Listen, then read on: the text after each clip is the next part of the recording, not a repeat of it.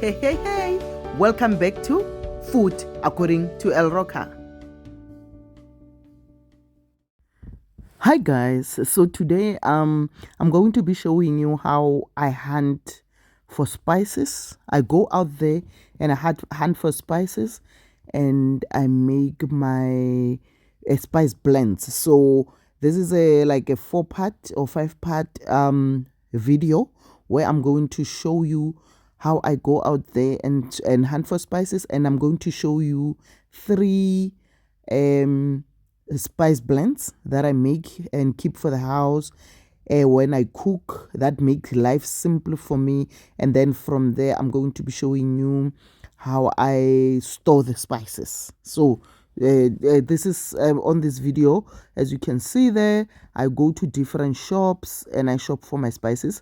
Once I see that the spices are running low in the house, and then I shop for them at once. I go and buy in bulk, and then I make them for because spices keep for long, so you can actually buy them in bulk, especially if you cook a lot, because I cook a lot.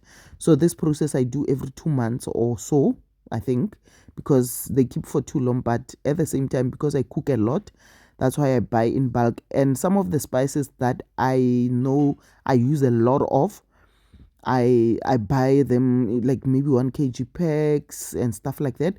And then the ones that I don't use much of, I buy smaller packets of those. And also what I do, I also try out new spices. When you go out there to shop for your spices, while you are checking out recipes, you must just explore spices and try and find something that you've never used before, and try it and see how it works in other dishes, and come up with different dishes. So on this one, the first blend that I'm gonna show you is the braai rub, what we can call BBQ rub. When you're doing your braai, or maybe you want to grill your meat in the oven or even fry it in a pan, you can use that. These are the things that I use. You see these things, I use them to store my spices, depending on how much how much of the spice I am making. And then this is the barbecue rub. As you could see there, the ingredients that I'm gonna be putting in there, and then you just put everything together and then you just blend it. So I mix it first so that it mixes well, and then after mixing it, I'm going to blend it. If like the whole spice, especially when I'm mixing whole spices, so I will blend it so that it becomes a smooth texture like this. So this one saves you when you don't have to when you want to maybe braai your meat, you want to use a rub, you don't have to take a lot of spices, open a lot of spices. You just take one rub and rub it, and it's got everything in there. So I also label my spices like this, and then make sure sometimes you can print the labels, and then I put a date so that I know when I made this particular rub or a blend. So it's good to do that, and then I put it like that. Next time my braai, I just take out my rub and I rub my meat with it. So that is how it works. And then the second blend that I'm going to be making is for the stew. The stew blend, there are the ingredients. You can just pause your video and write the ingredients. These are the spices that I use for my blend. And then when I put together this blend, you can use it for your chicken stew, or you can use it for your beef stew or lamb stew, like all kinds of stews. You can use this particular blend. So this is what I use. I also put some stock cubes in there. So if you can notice here, I didn't put any salt in there because I know the stock cubes have got some salt in them. So you can just, when you're making your stew, then you will taste it, and if there's not enough seasoning, you can put extra seasoning inside your stew. But otherwise, it does have it's a little seasoned because of the stock cubes.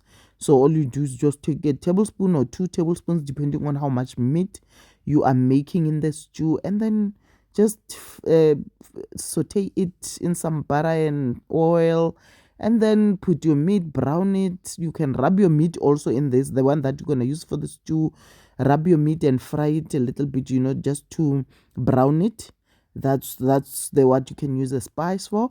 And then the third one that I'm going to show you is the curry paste. Those are the ingredients. So just pause your video and write all your ingredients. And then this is what I'm going to use: the sauces that I'm using, the oil, and then that the brown sauce that I'm using is a mixture of soy sauce, the dark soy sauce, the light soy sauce, and some Worcester sauce. That's what the brown sauce is in there. So I put everything together, and then when it comes to the chili, you can you can put more of that, because if you want it to be hotter, your curry to be hot, you can do that. You can put more of that, of the chili, or you can put less if you don't want it to be hot at all. And then I also put it in there, but how I also store it, I put it in individual packs, about a tablespoon of the mixture into that. I used some spray and cook on that, and then I freeze it. I put it in the freezer. Once it's frozen, I put it into Ziplocs and keep it in my freezer, and I use one as I need them. I use one at a time.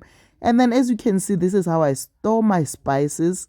I put them in those jars. I cut out on the packets of the spices. I cut out the names, and then I attach them there. As time goes on, I'll have nicer labels, but this is what I use for now. And then I store them, and I can see what is inside every single jar. I can see what is in there, and then I use my spices like that. It makes life very, very easy. And as you can see, my rubs and blends are also featuring there.